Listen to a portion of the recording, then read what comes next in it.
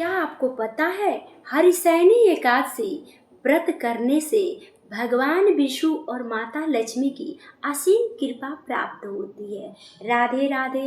विष्णु जी और माता लक्ष्मी की आप सब पे असीम कृपा बनी रहे, यही विनती है। देवशयनी एकादशी अलग होता है, हरिशयनी एकादशी अलग होता है।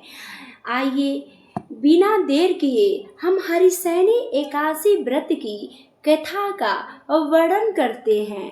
पुराणों में जो वर्णन है उसी का हम वर्णन करते हैं। राधे राधे। जय लक्ष्मी माता। श्री गणेशाय नमः। हरिशयनी एकादशी व्रत कथा।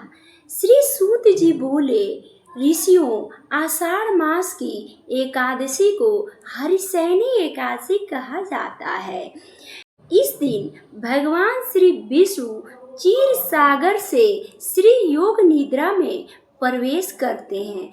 इस दिन के चतुर्मास का शुभारंभ माना जाता है। प्राचीन काल में सूर्यवंश में राजा मानदाता नामक एक धर्मात्मा राजा राज करते थे। उसके राज्य में पूरी प्रजा सुखी थी, कोई दुखी नहीं था और सब लोग धर्म का पालन करते थे। एक समय ऐसा आया कि लगातार 3 बरस तक बारिश ही नहीं हुआ।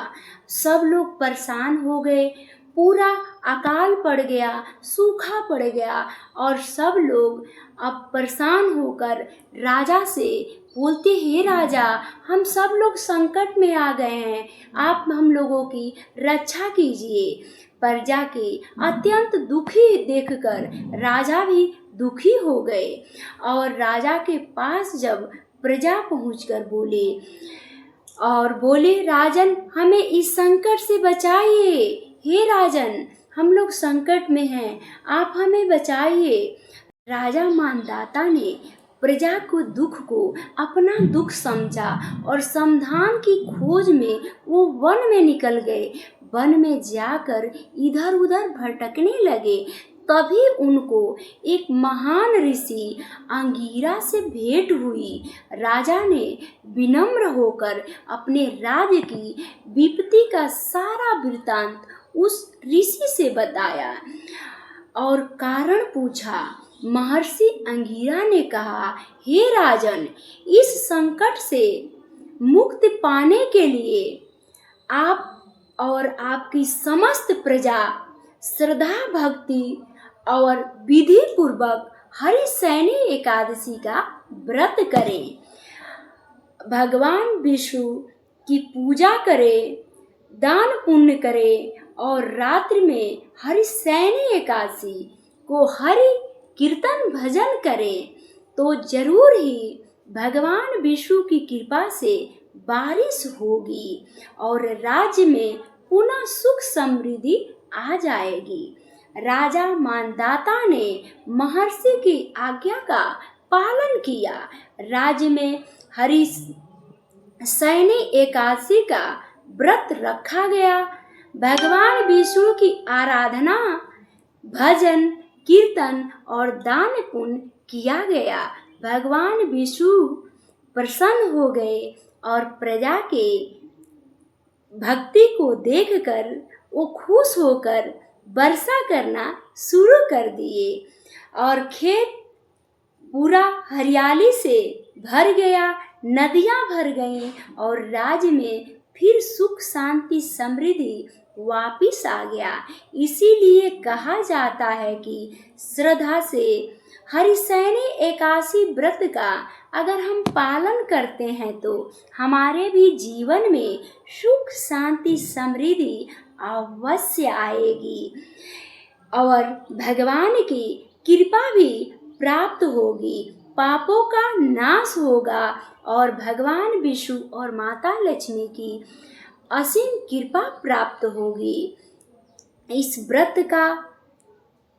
व्रत को करने का जो जरिया है तो ये नहीं है कि सिर्फ व्रत कीजिए। इस दिन प्रातः स्नान कर भगवान विष्णु और माता लक्ष्मी और तुलसी जी की पूजन करें। ओम नमो भगवते वासुदेवाय मंत्र का जाप करें, यथाशक्ति दान दें और रात्रि में हरि सैनी एकादशी के हरि भजन जरूर करें। बोलिए श्री लक्ष्मी नारायण भगवान की जय।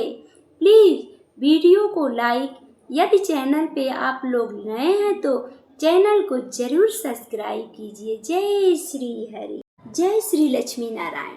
हरिशयनी एकादशी व्रत की पूजा विधि। हरिशयनी एकादशी व्रत के दिन ब्रह्म मुहूर्त में उठकर स्नान ध्यान करें, स्वस्थ वस्त्र धारण करें, घर के मंदिर की साफ सफाई जरूर करें, चौकी पर पीला या लाल वस्त्र जरूर बिछाएं और उस पर भगवान विष्णु और माता लक्ष्मी की प्रतिमा अर्पित करें और चित्र को रखकर भगवान की पूजा करें। अब भगवान को पीले पुष्प, तुलसी दल, क्योंकि भगवान जी को तुलसी दल बहुत प्रिय है, जरूर अर्पित कीजिए।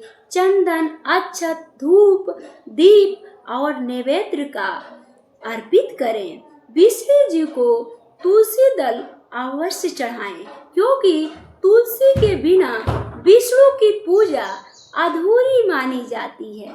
इसके बाद घी का दीपक जलाएं, भगवान विष्णु के मंत्र का जाप करें। मंत्र है ओम नमो भगवते वासुदेवाय नमः। 108 बार रुद्राक्ष की माला से जाप करें और चाहे तो विष्णु सहस्त्रनाम या श्री विष्णु चालीसा का पाठ जरूर करें और पूजा के बाद हरिशयनी एकादशी व्रत का श्रद्धा पूर्वक किताब पढ़ें, या नहीं पढ़ सकते हैं तो YouTube या गूगल से सर्च करके आप सुन भी सकते हैं। और हो सके तो दूध से बनी चीजें ही ग्रहण करें। रात्रि में भगवान विष्णु और माता लक्ष्मी का भजन कीर्तन करें और आस्था से करें, ये शुभ माना जाता है। अगले दिन द्वादशी तिथि में शुभ समय पर भगवान विष्णु की पूजा करें। किसी जरूरतमंद को वस्त्र, कंबल या उसकी जो भी जरूरत की चीज हो वो दान करें, इससे आपकी पूजा जरूर पूर्ण होगी। विष्णु जी आप सबकी मनोकामनाएं पूर्ण करें, यही विनती है।